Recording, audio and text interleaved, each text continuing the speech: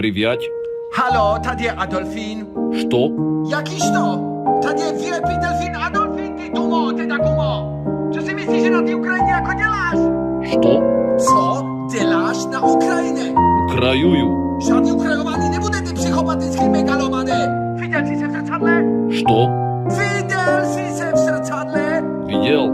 A viděl jsi tam největšího současného kreténa na světě? Что? Ještě jednou řekneš to a strčím ti pyroch do prdele, rozumíš? Что?